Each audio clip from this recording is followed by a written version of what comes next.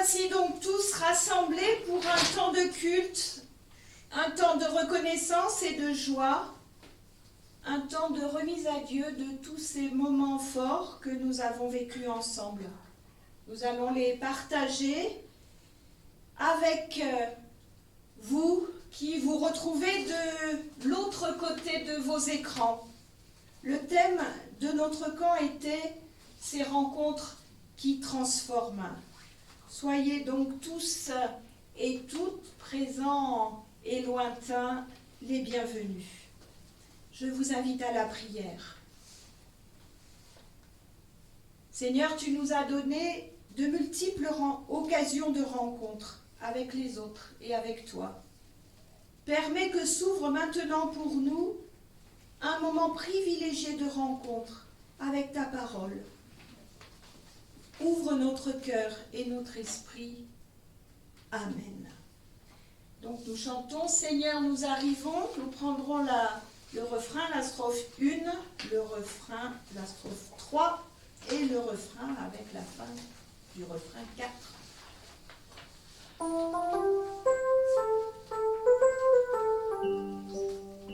Seigneur, nous arrivons des quatre coins de l'horizon, nous voilà chez toi. Seigneur, nous arrivons des quatre coins de l'horizon, dans ta maison. Nous avons marché sur des routes humaines, nous avons porté le fardeau des joues, nous avons souffert la fatigue et la peine, nous avons offert simplement notre amour. Seigneur, nous arrivons des quatre coins de l'horizon, nous voilà chez toi. Seigneur, nous arrivons des quatre coins de l'horizon, dans ta maison. Nous voici enfin tous autour de la table, rassemblés ici pour parler de toi. Tu nous as nourris d'un amour formidable et nous te chantons simplement notre joie. Seigneur, nous arrivons des quatre coins de l'horizon, nous voilà chez toi. Seigneur, nous te chantons, nous te louons comme il fait bon dans ta maison. Nous entrons dans la louange et la reconnaissance avec les propositions qui nous ont été faites par nos jeunes.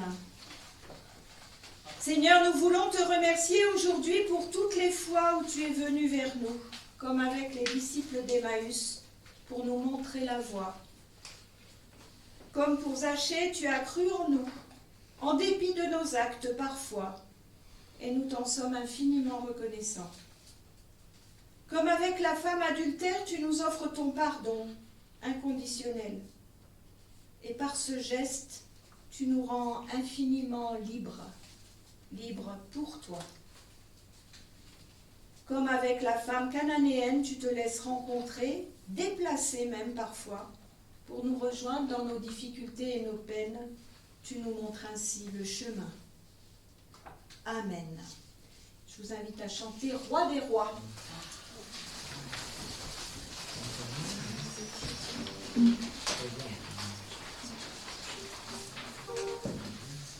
Une fois ensemble et une fois en canon. Le premier groupe le fera qu'une fois. On ne va pas leur prendre une fois, mais une fois quand même à l'unisson.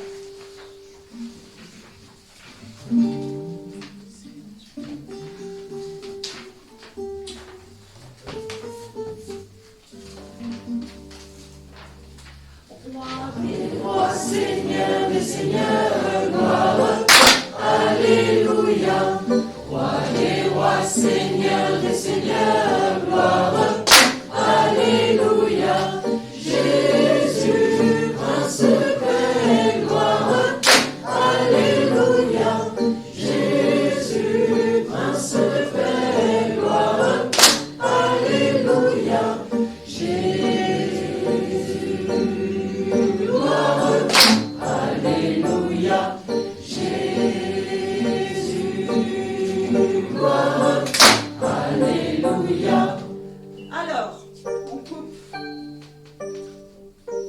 Prêt, Achille? Entre Léna et Kylian, ça va? Vous vous sentez? Je sens. On y va, on démarre par ici, d'accord? On peut faire un peu plus loin.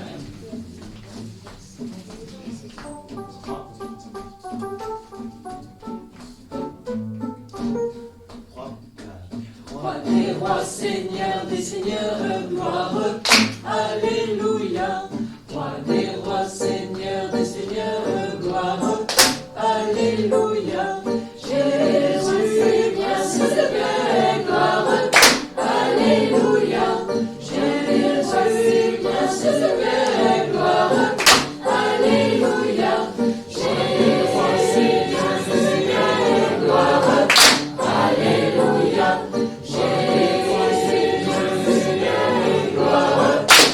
alléluia.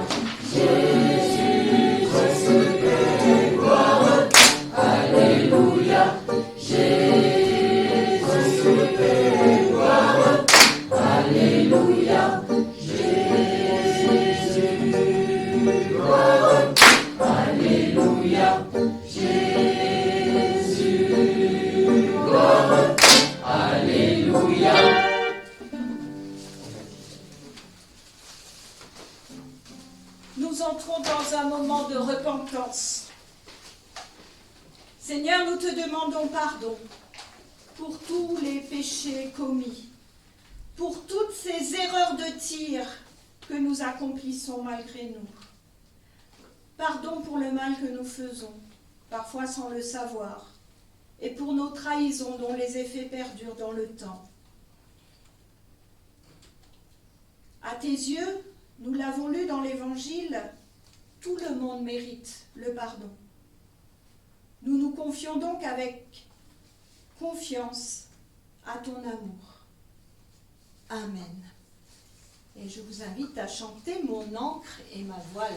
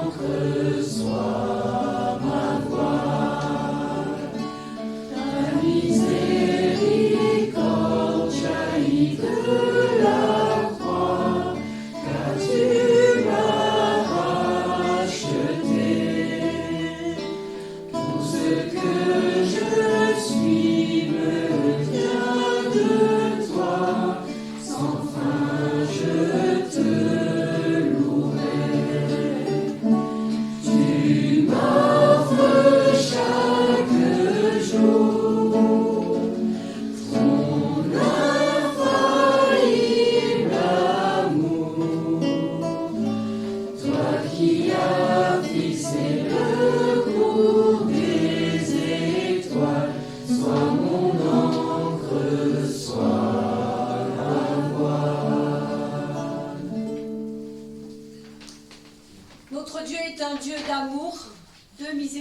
de pardon.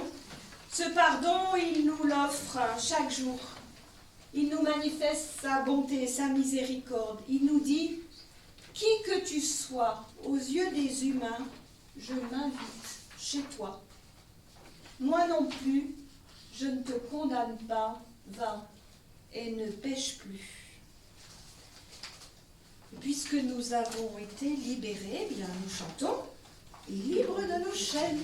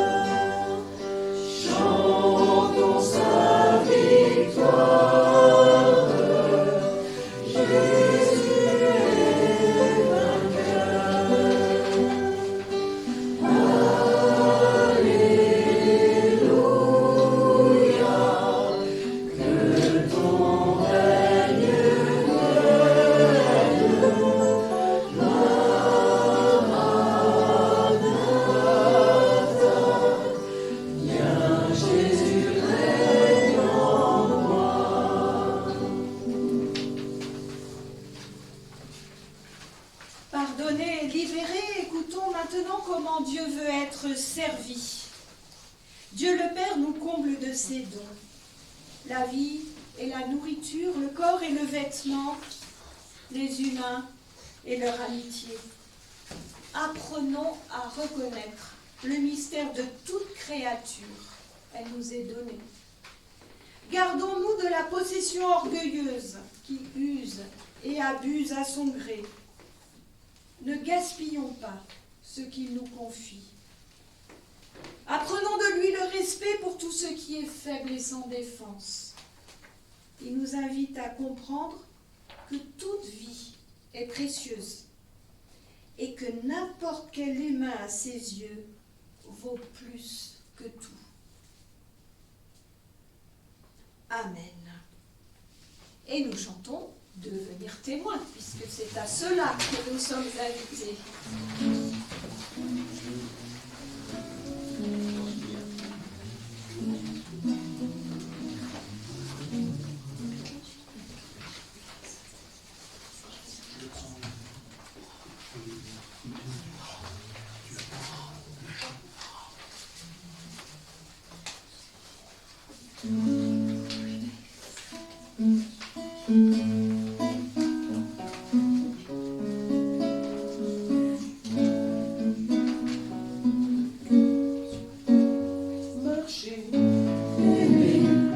Servir un prochain, parler, oser, devenir témoin, marcher, aimer, servir un prochain, parler, oser, devenir témoin, arriver ce monde et cultiver ce jardin, recevoir enfin l'appel à bâtir demain, veiller sur la flamme jusqu'au milieu des ravins, oser rompre avec un frère un morceau de pain, marcher, aimer, servir un prochain, parler, oser, devenir témoin, marcher, aimer, servir un prochain, parler, oser,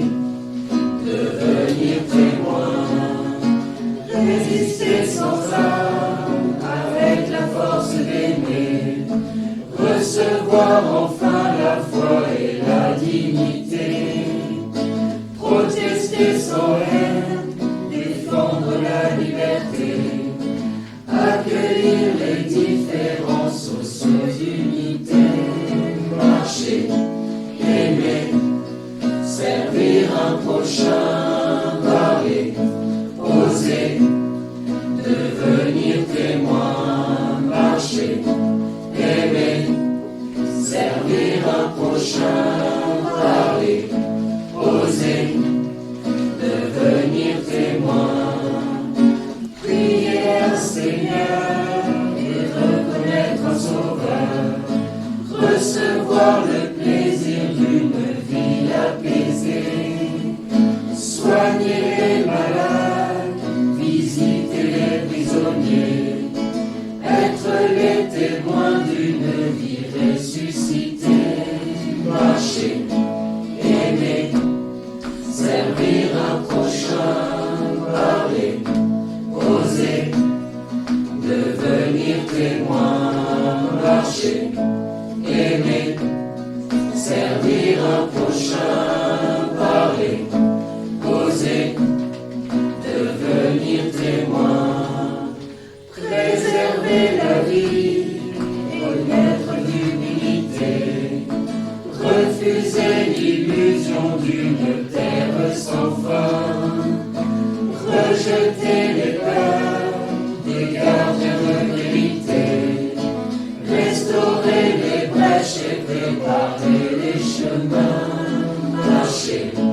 aimer, servir un prochain, parler, oser, devenir témoin, marcher, aimer, servir un prochain, parler, oser, devenir témoin.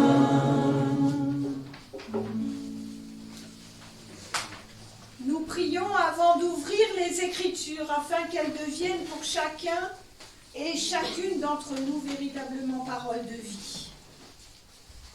Seigneur, nous désirons tant de choses. Nous avons soif de tant de sources, assemblées ici si divers, unis peut-être par le seul lien fragile de la parole, ou peut-être par un même désir, une semblable soif de Dieu. Nous essaierons d'écouter ta parole. Aide-nous à y entendre ta voix pour chanter ensuite combien la vie est belle dans ta lumière, mon Dieu. Amen.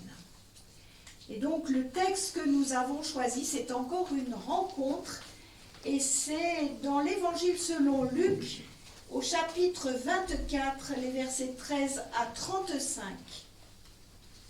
Et voici que ce même jour, 2 d'entre eux se rendaient à un village du nom d'Emmaüs, à 2 heures de marche de Jérusalem. Ils parlaient entre eux de tous ces événements. Or, comme ils parlaient et discutaient ensemble, Jésus lui-même les rejoignit et fit route avec eux. Mais leurs yeux étaient empêchés de le reconnaître. Il leur dit : « Quels sont ces propos que vous échangez en marchant ?» Alors ils s'arrêtèrent, l'air sombre. L'un d'eux, nommé Cléopas, lui répondit : « Tu es bien le seul à séjourner à Jérusalem qui n'ait pas appris ce qui s'est passé ces jours-ci. » Quoi donc? leur dit-il. Ils lui répondirent. Ce qui concerne Jésus de Nazareth, qui fut un prophète puissant en action et en parole devant Dieu et devant tout le peuple. Comment nos grands prêtres et nos chefs l'ont-ils livré pour être condamné à mort et l'ont crucifié? Et nous espérions qu'il était celui qui allait délivrer Israël, mais en plus de tout cela, voici le 3e jour que ces faits se sont passés. Toutefois, quelques femmes de notre nous ont bouleversés, s'étant rendues de grand matin au tombeau et n'ayant pas trouvé son corps. Elles sont venues dire qu'elles ont eu la même vision d'ange qui le déclare vivant. Quelques-uns de nos compagnons sont allés au tombeau, et ce qu'ils ont trouvé était conforme à ce que les femmes avaient dit. Mais lui, ils ne l'ont pas vu. Il lui leur dit. Esprit sans intelligence, cœur lent à croire tout ce qu'ont déclaré les prophètes. Ne fallait-il pas que le Christ souffrit cela et qu'il entrât dans sa gloire? Et commençant par Moïse et par tous les prophètes, il leur expliqua dans toutes les Écritures ce qui le concernait. Ils approchèrent du village où il se rendait, et lui fit mine d'aller plus loin. Ils le pressèrent en disant. Reste avec nous, car le soir vient et la journée est déjà avancée. Et il entra pour rester avec eux. Or, quand il se fut mis à table avec eux, il prit le pain, prononça la bénédiction, le rompit et le leur donna. Alors leurs yeux furent ouverts, et ils le reconnurent. Puis il leur devint invisible. Et ils se dirent l'un à l'autre. Notre cœur ne brûlait-il pas en nous, tandis qu'il nous parlait en chemin et nous ouvrait les Écritures? À l'instant même, ils partirent et retournèrent à Jérusalem.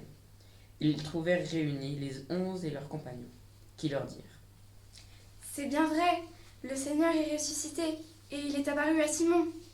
Et eux racontèrent ce qui s'était passé sur la route, et comment ils avaient reconnu à la fraction du pain.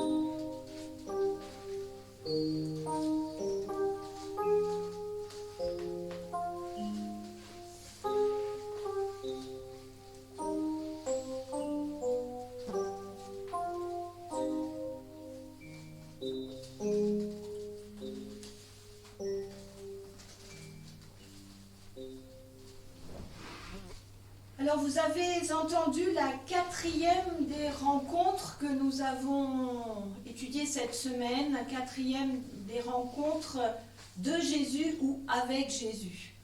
Donc si vous vous rappelez, la première, qu'est-ce que c'était? Zachée.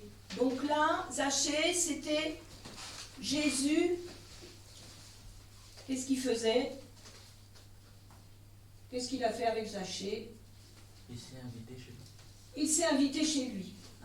Mais on a vu que quand même Zachée avait certainement envie de découvrir qui était cet homme-là, puisque tout petit qu'il était, il ne voyait pas l'arrivée de Jésus, et il est monté dans un sycomore pour pouvoir voir plus loin.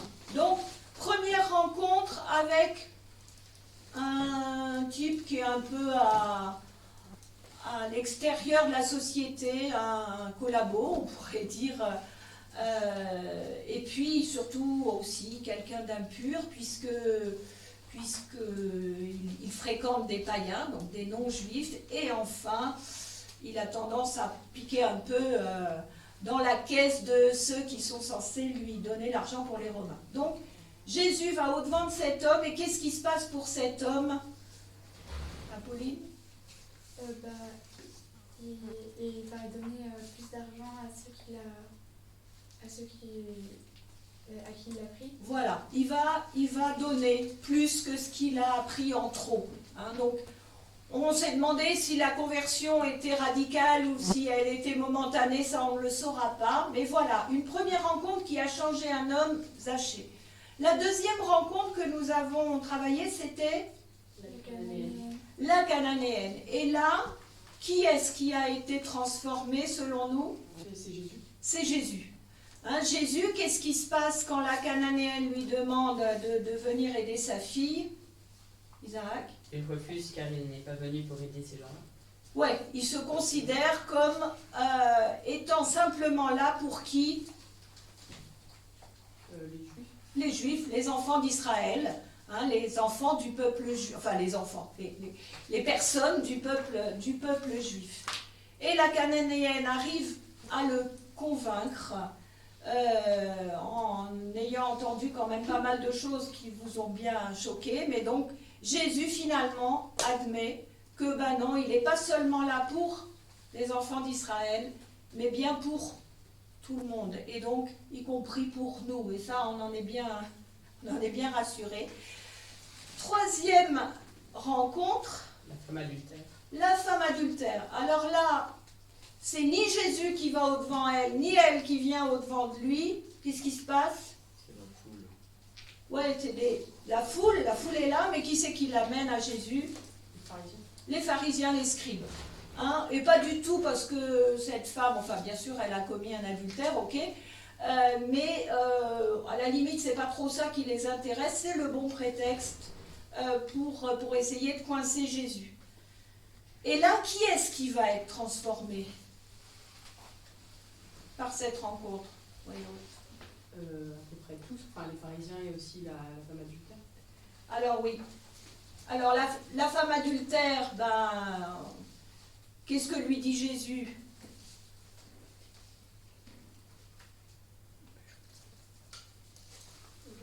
Ah, Pouki, pardon.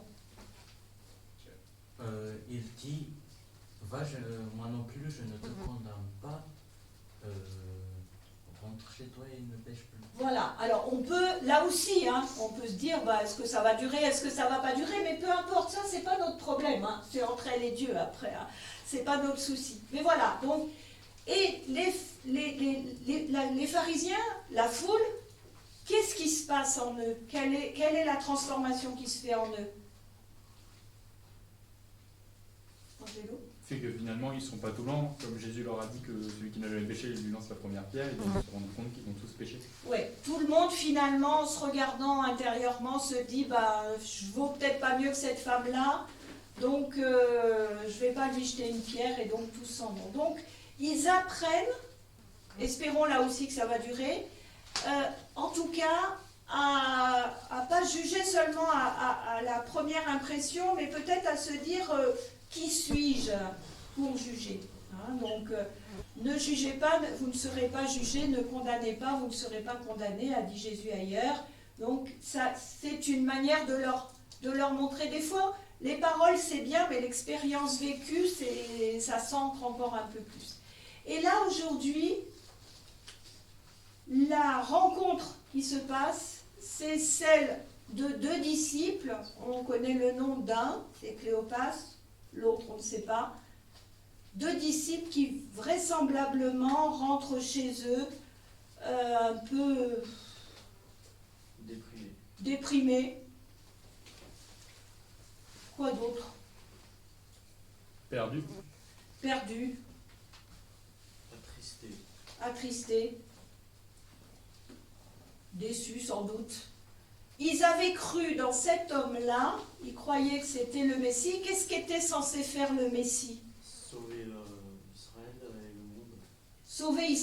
Sauver Israël dans leur esprit. Hein. Ils n'ont pas rencontré la Cananéenne, eux. Hein. Sauver Israël. Donc, qu'est-ce qui se passe à ce moment-là en Israël? L'occupation romaine. Il y a l'occupation romaine, il y a... Israël n'est plus Israël, on peut dire, dans une certaine mesure. Or, le rêve du peuple juif, c'est le royaume d'Israël complet, tel que on le décrit au temps de David. Hein, donc, et Jésus, qui aurait pu, selon eux, remplir ce rôle-là, de chasser finalement les Romains et de refaire ce nouvel Israël, eh bien, Jésus, qu'est-ce qui lui est arrivé? Il a été condamné par les grands prêtres et par l'empereur. Oui, alors là, ce qui est intéressant, c'est que les disciples, ils disent bien nos chefs et nos grands prêtres. Hein, donc vraiment, là, ils jettent pas la culpabilité sur quelqu'un d'autre, c'est bien chez eux que le problème s'est passé.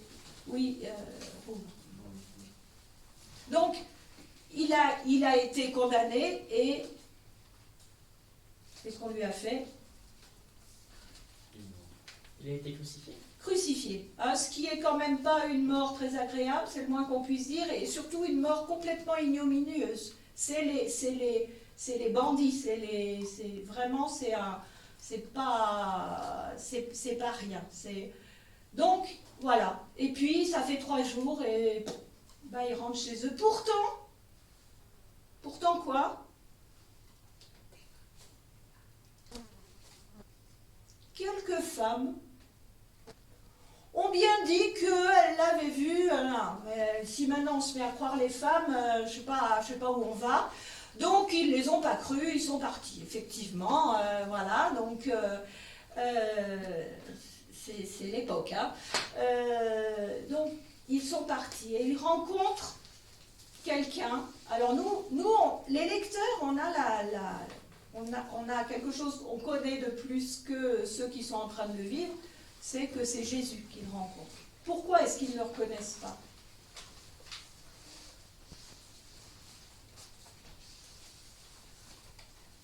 Pourquoi ils ne le reconnaissent pas?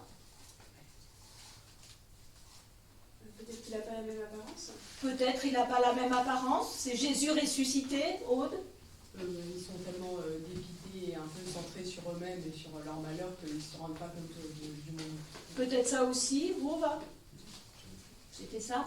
Donc, voilà, enfin, on ne saura pas, mais n'empêche qu'ils ne le reconnaissent pas. Et ils le reconnaissent à quel moment? À un moment où il a pris le pain.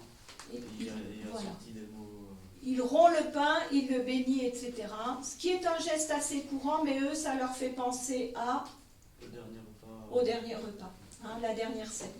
Donc, c'est important pour nous à entendre tout ça parce que ça nous dit plusieurs choses. Ça nous dit que dans nos temps de culte, là on ne va pas faire de Sainte Seine, mais dans nos temps de culte, il y a ces moments qu'on appelle les sacrements et qui ont des choses comme ça visibles. Nous on en a 2, un baptême et Sainte Seine, qui nous disent quelque chose de Jésus et qui peuvent nous permettre de le rencontrer. On peut le rencontrer donc actuellement dans la parole, dans l'évangile, on peut le rencontrer dans les sacrements, et puis on peut le rencontrer dans l'assemblée, en même temps qu'on célèbre ensemble.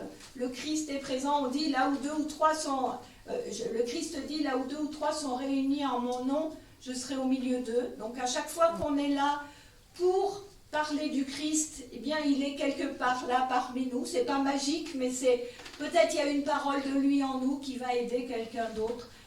Peut-être une rencontre, nous aussi, va nous aider à ressentir quelque chose du Christ. Et donc ça c'est important pour moi.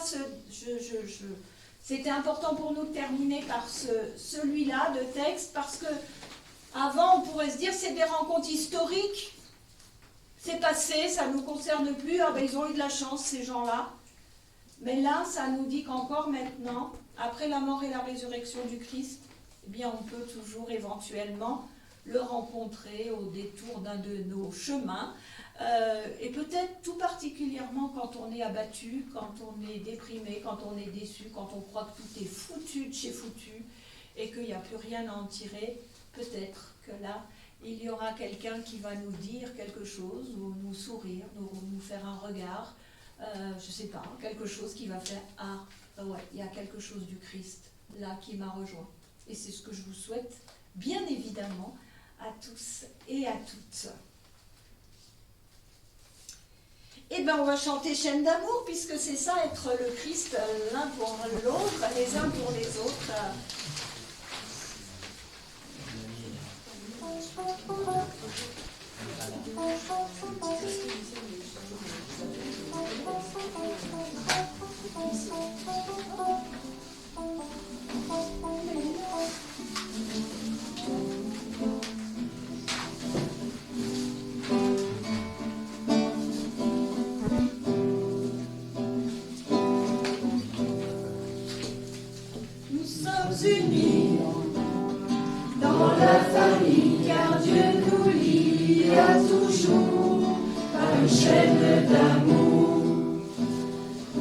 concitoyens, nous sommes les siens car Dieu nous lie à toujours par une chaîne d'amour. Chacun des maillons dans l'épreuve tiendra bon, liés à toujours par une chaîne d'amour. Oui, chacun des maillons dans l'épreuve tiendra bon, liés à toujours par une chaîne d'amour. Nous sommes unis dans la famille car Dieu nous lie à toujours par une chaîne d'amour. Concitoyens, nous sommes les siens car Dieu nous lie à toujours par une chaîne d'amour. Chacun des maillons dans l'épreuve tiendra bon, lié à toujours par une chaîne d'amour. Oui, chacun des maillons dans l'épreuve tiendra bon, lié à toujours par une chaîne d'amour. Nourris par la parole, nous pouvons confesser notre foi avec des mots adaptés d'une confession de foi de Dietrich Bonhoeffer, donc un pasteur allemand qui a lutté contre le nazisme. On a entendu parler d'un certain nombre de choses ici sur le plateau, mais il n'y a pas eu que sur le plateau, et qui a été tué pour avoir participé à un complot contre Hitler. Et donc, il écrit cela alors même qu'il est en prison et il dit « Je crois que Dieu peut et veut faire naître le bien à partir de tout, même du mal extrême. Aussi a-t-il besoin d'hommes, de femmes et de jeunes pour lesquels toute chose concourt au bien. Je crois que Dieu veut nous donner, chaque fois que nous nous trouvons dans une situation difficile, la force de résistance dont nous avons besoin. Mais il ne la donne pas d'avance, afin que nous ne comptions pas sur nous-mêmes, mais sur lui seul. Dans cette certitude, toute peur de l'avenir devrait être surmontée. Je crois que nos fautes et nos erreurs ne sont pas vaines et qu'il n'est pas plus difficile à Dieu d'en venir à bout que de nos prétendues bonnes actions. Je crois que Dieu n'est pas une fatalité hors du temps, mais qu'il attend nos prières sincères et nos actions responsables et qu'il y répond. Amen. Et nous chantons « Je crois et j'espère ».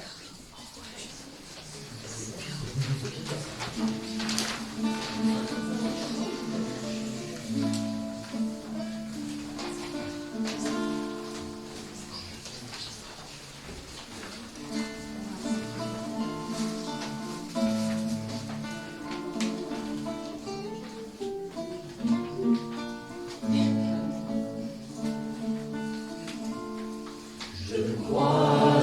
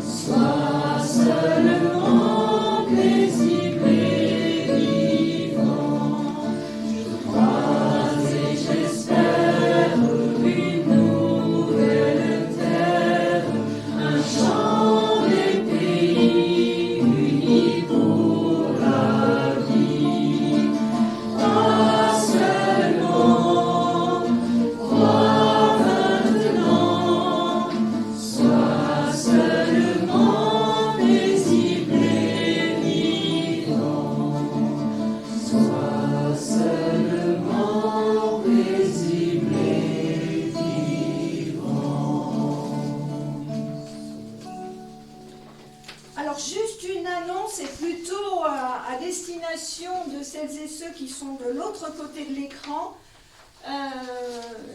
nous enregistrerons demain après-midi, enfin dimanche après-midi, le résultat de notre travail en termes de présentation de notre grand projet.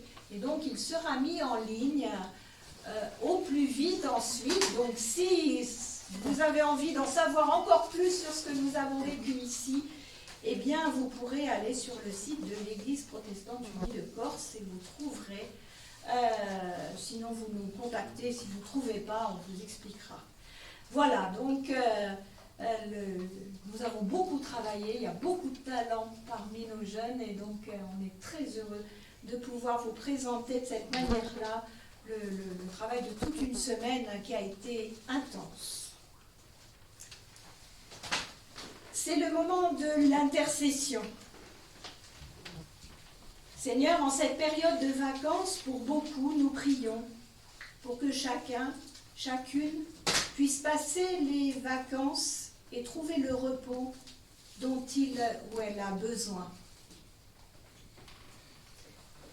Apprends-nous à accueillir les autres tels qu'ils sont et rends-nous capables de nous remettre en question avant de juger autrui.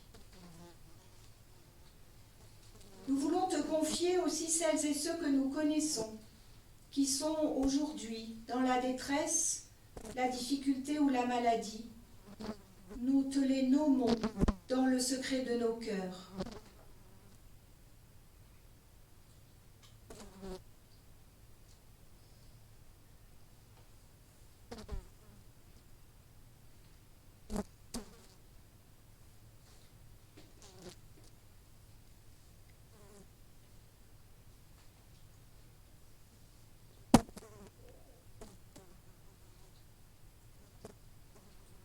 Et nous rassemblons maintenant toutes ces prières avec les mots que ton Fils nous a lui-même offerts.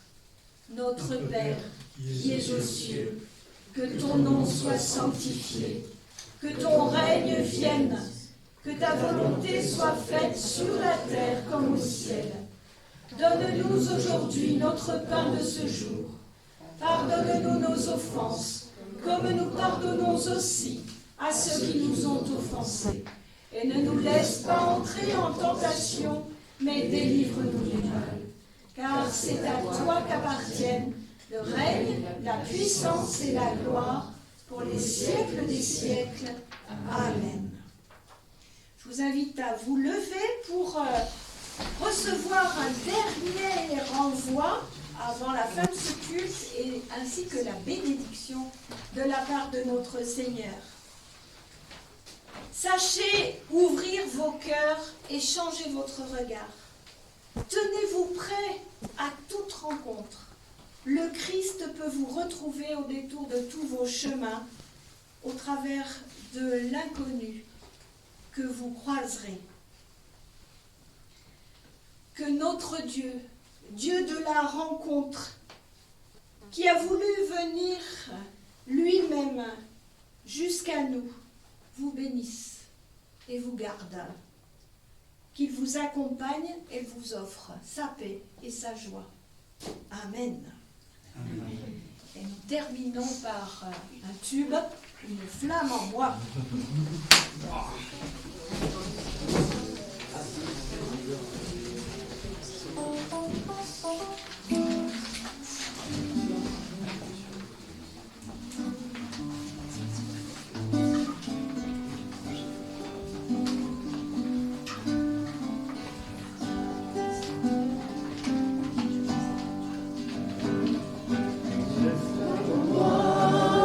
Réchauffe mon cœur, cette flamme en moi brûle mes malheurs.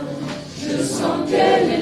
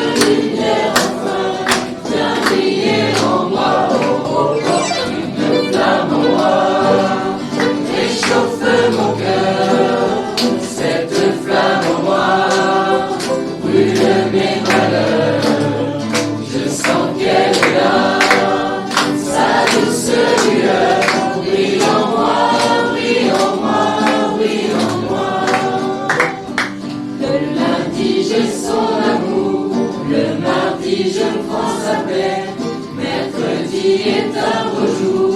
Jeudi, je veux le chanter. Vendredi, si j'ai douté, samedi, il vient m'aider. Le dimanche, cette joie vient briller en moi. Oh, oh, oh, une flamme en moi réchauffe mon cœur. Cette flamme en moi brûle mes malheurs. Je sens qu'elle